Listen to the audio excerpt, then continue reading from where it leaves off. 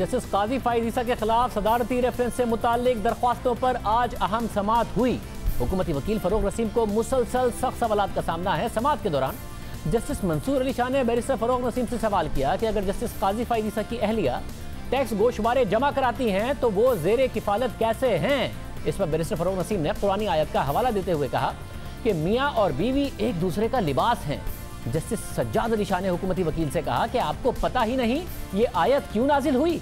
Justice काजी अमीन ने कहा कि आप हमें खतरनाक सूरत हाल में धकेल रहे हैं, ये आयत केस से मुतालिका नहीं। जस्टिस उमर अता बंदियाल ने सवाल उठाया कि क्या कुरान पाक से दिए गए हवाले गैर मुस्लिम जजेस पर भी लागू होंगे।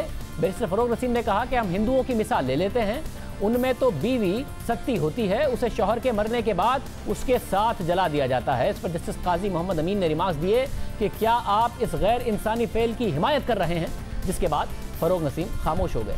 फरोग नसीम जिस रस्म का हवाला दे रहे थे उस पर कई 100 साल पहले पाबंदी लगा दी गई थी। दौरान समाअत जस्टिस उमर अता बंदियाल ने समाअत का वक्त खत्म होने का कहा तो जस्टिस मंसूर अली शाह ने बेंच के सरबराह की इजाज़त से बैरिस्टर फरोग नसीम से पूछा कि आपने कहा था कि बरतानवी निज़ाम में आप ऑनलाइन जाकर किसी भी शख्स का नाम डालकर जायदाद की तफसीलात मालूम कर सकते हैं, बस नाम डालें तो जायदाद की तफसीलात आ जाती हैं। बैरिस्टर फरोग नसीम ने जवाब दिया कि जी बिल्कुल ऐसा ही है और मैंने इसका तहरीरी खाका भी जमा करवा रखा है। इस पर जस्टिस मंसूर अली शाह ने जवाब दिया कि जी मैंने वो देखा है और मैं तभी कह रहा हूँ कि वो गलत है। जब तक आप जायदाद का पता नहीं डालेंगे उसके मालिक का नाम नहीं आएगा। ये बहुत अहम नुक्ता है जो इस केस के लिए बहुत अहम है। ये केस हुकूमत के लिए इम्तिहान बना हुआ है क्योंकि गुज़िश्ता समाअत में अदालत ने अहम रिमार्क्स दिए थे कि जस्टिस मकबूल बाकिर ने कहा था कि जजेस की निगरानी एक अहम नुक्ता है, ये जहन में रखें। एक जमहूरी हुकूमत को जजेस की जासूसी पर ख़त्म किया जा चुका है, ये जज साहब की तरफ से रिमार्क्स दिए गए।